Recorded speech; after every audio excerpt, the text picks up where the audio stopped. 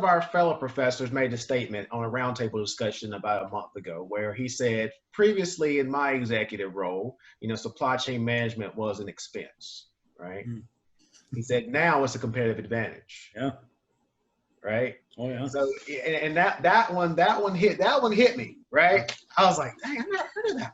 So that was an excellent point. I wanted to share that one with you. And I think that what I struggle with, from within academia is getting more people to go into this industry, to go into this branch, because they don't know about it. They don't know about it. So how do we spread the word? Yeah. I ask everybody that question because I don't have the answer. This is, let's dial the clock back to prior to this disruption. We had an economy that was clicking along at a fairly good pace. Yes. Supply chain was responding, oftentimes with same-day deliveries on almost just a myriad of products. Individuals were becoming much more comfortable with e-commerce, albeit we've had a crash course in it, because of the pandemic. But on the employment side, for every job that was available, for every 6 jobs that were available in supply chain, we had 1 qualified candidate. So we had a gap prior to the disruption. Based on our research, we indicated that there would be a shortfall of 2 million supply chain workers by 2025. Mm-hmm. This was prior to the disruption. Now we're seeing a significant challenge, not only on senior leadership, but also on entry level, and warehousing, logistics, distribution. There's a significant demand for those, knowledge workers that can enable organizations to respond to spikes in demand and shifts in utilization. But more importantly, to your point, we need to engage individuals at an earlier time to get them interested in this field as a career. Unfortunately, most individuals that enter this field do so 2nd or 3rd year, 4th year in their schooling and their academic programs. They rarely enter a university or college curriculum saying, I want to go into supply chain. Oftentimes it's engineering or finance that they start off on, and then obviously the same foundation for supply chain is within those domains as well. So they find it fairly easy. But here's the challenge that we have. First, awareness of supply chain. I think we're seeing an increase of it, but yet we need to encourage more individuals through STEM programs as well as through middle school and high schoolers to get them aware and interested in the impact that supply chain can have with robotics, artificial intelligence. Yes. I mean, this is a dynamic field. Yes. So that's first. Secondly, we need to increase our diversity and inclusion within this industry. We do not have enough role models for women. We do not have enough role models for people of color. We do not have enough role models for diversity within the supply chain field. Let's peel the onion a little bit as to why that is. If we go back to the mid-90s, there were probably 6 to a dozen programs in the world that had a supply chain baccalaureate or a master's degree. This was not a field that had a strong academic foundation. Fast forward to 2015, over 500 programs across the globe, either baccalaureate or master's degrees. So, okay, so we know the recognition of supply chain. Well, let's take a look at hiring, which is a key metric for schools. Over 90% placement rate for supply chain professionals, starting salary second only to engineers. We just did our salary survey. An associate's degree in supply chain, $68,000 median salary. With a baccalaureate degree, $77,000. With a master's degree, over $90,000. This is median salaries. This is not the top end. Right. Right. The midpoint for salaries. So what that's telling us is that organizations are paying these individuals because of the contribution they're making to their organizations. It's because they're making them more profitable. It's making them more efficient and effective as an organization. But we need more individuals within this field, and specifically on diversity. We need more women. We've done a study for the past 3 years with the National Association of Manufacturers as well as Deloitte about women in supply chain. Our latest salary survey indicated that there's salary parity during the hiring, and so early entrants into supply chain, women and men are equal in pay, which is great news. What's not great news is that the longer the women stay in supply chain, the greater the pay disparity. After 5 years and after 10 years, it gets to be almost 20% pay disparity between men and women. doing the same jobs. Really? And so we've got some challenges within our industry, albeit we have a huge demand, a huge need for supply chain professionals. There is a population out there that we need to embrace and bring them into our tent, as it were, to see that there is an opportunity and a career opportunity where they can make a difference and have a rewarding, and more importantly, they can contribute. All right. I love that answer, because that's something that I mean, I try to spread the word as much as possible from a higher education perspective. And whenever I share my stories, you know, they say, you traveled the world and got paid for it? I said, there's a demand for it. I mean, we can't find enough people. I always say, there's not many of us around. Yeah. Right? There's not many of us compared to general business, right? Business administration undergraduates, graduates, you know, MBAs. Yeah. Right. So there's a big need, and again, I just think that it's all about spreading the word, spreading education. Again, like you said, bringing in that diversity, and you put in an excellent point in that there's going to be a need for people leaving the industries. You know, those frontline workers, they're retiring in the next couple of years. Yep. Right. And when I talk about industrial automation, you know, those in industry say, oh, they're going to take jobs away. I said, there's going to be a reliance on industrial automation because there's so many people in the industry. Yep. You know, so that's where the engineers come in. That's where you integrate supply chain and manufacturing within those STEM programs. And I think that, you know, it's not that trend. It's here. Yep. It's here. Robotics. Absolutely. And it's also the training that organizations commit to. And I think this is where I've been pleasantly surprised. The disruption in 2008, 2009, that was a demand issue. Demand just across the globe flattened. And so we saw significant displacement of workers. And my concern at that point is, if you ask any employer, what's their number one asset? What would their response be? People. If your number one asset, any organization, what do they consider their number one resource? People. Right. When do you invest? If you're going to do asset rationalization, okay, we're going to talk supply chain talk right now. If we're rationalizing our investments, where do you invest? In your best performing asset or your worst performing asset? Yeah, obviously your best performing asset. Well, if your employees are your most critical aspect in an organization, you should invest in them when times are good and when times are bad, right? Not just when the economy is going. And unfortunately, what we saw in the recession in 2008, 2009 was almost every organization cut professional development or participation with associations for their employees. Organizations need to walk the talk. If you're going to tell me that your employees are the most critical asset that you have and you're concerned about them, and going back to the Tyson example, then walk the talk.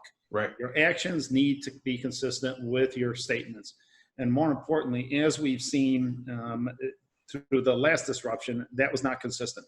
In this particular pandemic, I was really surprised that every company that we had under contract to do training, not one company canceled their training.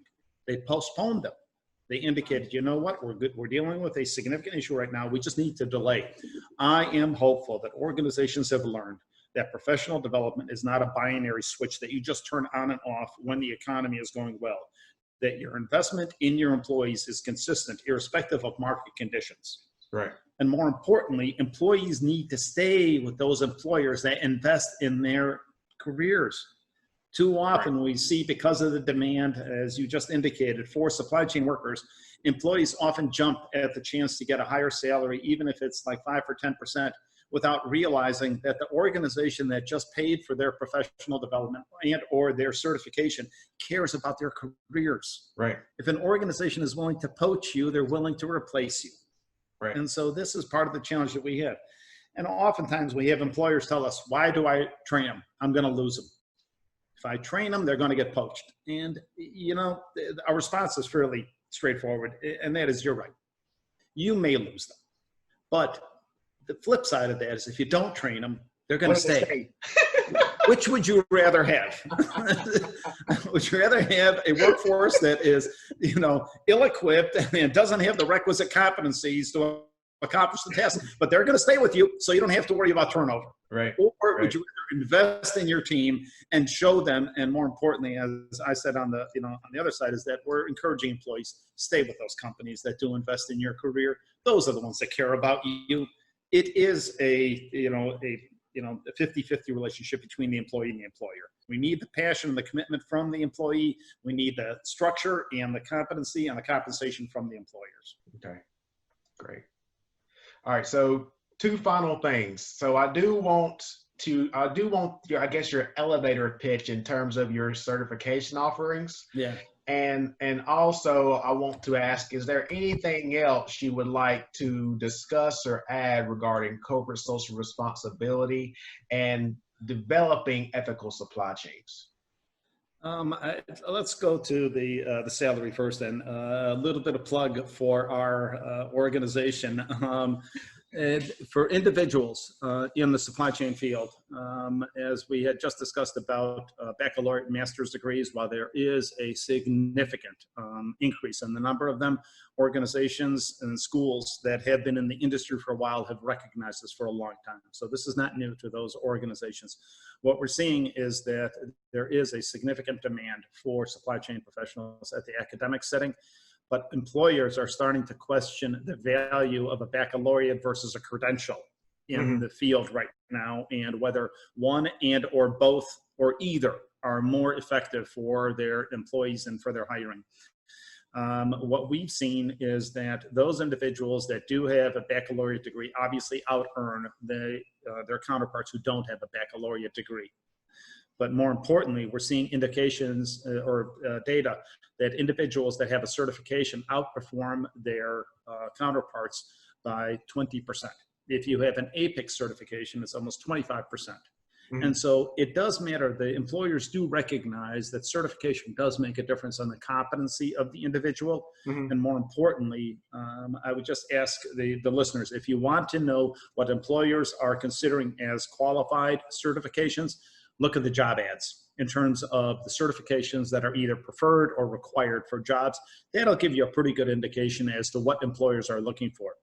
But I will say that we need to do a better job with the HR departments in identifying the competencies necessary for supply chain professionals. Too often individuals are being identified as supply chain professionals with 6 or 8 hours of classrooms in a supply chain program and calling themselves a supply chain professional. I think we need a little bit better evaluation process for the competencies necessary for employers. We have, based on our last study, employers are identifying a couple of critical areas where their candidates are underweighted. And that is first in critical thinking, that they are not able to evaluate or discern a problem statement or a situation, and to identify what are the key problems. The second is the real world experience. Oftentimes they have book or more on the academic side as opposed to the real world experience. And this challenges me a little bit, because I challenge the company, do you have an internship program? Do you have mentorship programs? And they say no. And I said, well, so you expect an employee to get training somewhere else and then you can hire them? What about developing a mentorship program? How about an internship program for schools? Work with the schools in your community. Identify opportunities for those employees or those students to see you, and then you get to see them. There are ways that we can encourage employees and employers to get better in terms of the hiring. A couple of areas where we're overweighted in the competencies: technology. Technology outpaces everything that we have. We're not scratching the surface on the utilization of the technology that we have. And so the other one is the reliance on algorithms and formulas. It's over-reliant on it. You put together where you're underweighted and where you're overweighted. Well, you're underweighted on critical thinking, but you're overweighted on algorithms and technology. It's a really bad mix. Of not understanding what the situation is, but having a technology solution where you don't apply to the right problem. And so we're seeing that the competencies and the expectations for employees are starting to be clarified by the employer. And I think this is where we need a much better relationship between the public and private partnership, where your school is working with local employers in terms of identifying what the competencies necessary for that individual to be hired as a supply chain professional. Well, we're in a period where anybody with a supply chain degree is going to get hired. We need to step up our game a little bit in terms of the competencies and capabilities necessary for a successful employee. Right. So that's all I had. Do you have anything else? Any closing remarks? Any closing comments? Anything to share with the viewers? Well, first, I appreciate this. This is a wonderful opportunity for us to share, some of the issues that collectively the industry is facing. More importantly, we hope that the current disruption is a memory sooner than later, and that we need to start preparing for I abhor the term new normal, because I don't know what normal is right now. And so as we start to pivot out of this disruption and start to focus on more long-term sustainable issues, that we do keep in mind that we are in a global environment, that what we do in the US does impact across the globe, and what happens in Africa, what happens in China does impact us here.